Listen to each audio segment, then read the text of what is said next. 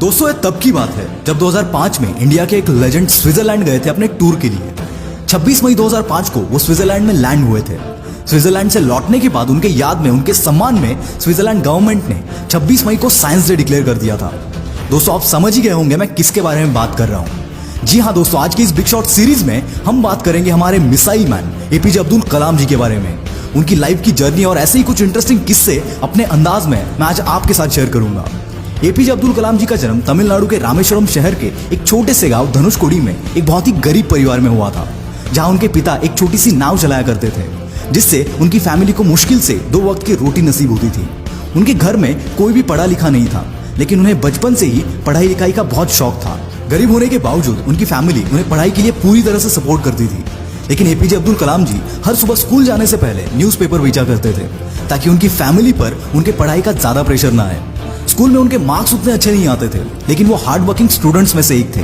उनका हमेशा सिर्फ एक फोकस रहता था कि हर दिन कुछ नया सीखा जाए, और इसीलिए वो घंटों घंटों तक पढ़ाई किया करते थे।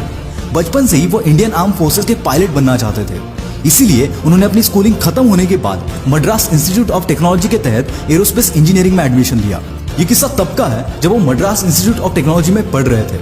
उस वक्त वो एक सीनियर क्लास कॉलेज के प्रोजेक्ट पर काम कर रहे थे, और उस प्रोजेक्ट के प्रोग्रेस को लेकर कॉलेज के डीन उनसे बहुत गुस्सा हो गए, और उन्होंने एपीजे अब्दुल कलाम जी से कहा कि अगर 3 दिन में ये प्रोजेक्ट कंप्लीट नहीं हुआ तो मैं तुम्हारी स्कॉलरशिप कैंसिल कर दूंगा।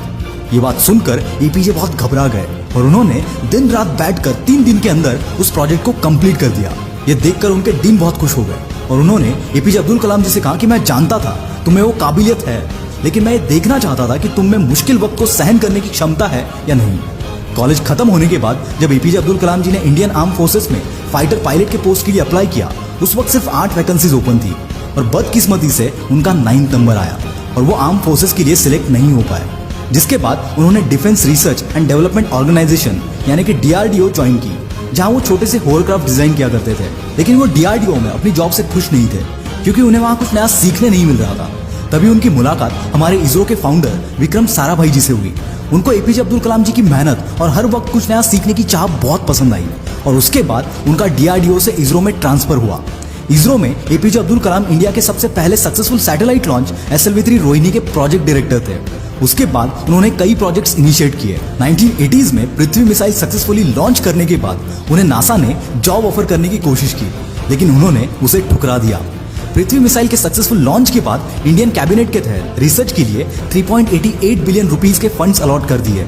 जिसके बाद एपीजे अब्दुल कलाम जी ने उनकी टीम के साथ मिलकर अग्नि, त्रिशूल, आकाश, नाग जैसे कई बड़े मिसाइल लॉन्च किए।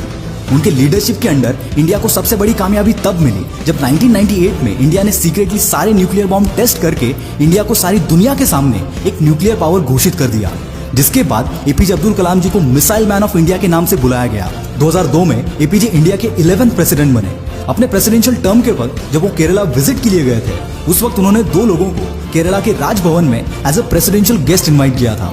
वो 2 लोग कोई बड़े सेलिब्रिटी नहीं थे, बल्कि एक चपरासी और एक छोटे से होटल का मालिक था, जिनके साथ उनकी त्रिवेंद्रम में काम करते वक्त दोस्ती हो गई थी। ऐसा ही एक किस्सा 2005 का है, जब उनकी फैमिली राष्ट्रपति भवन में रहने आई थी।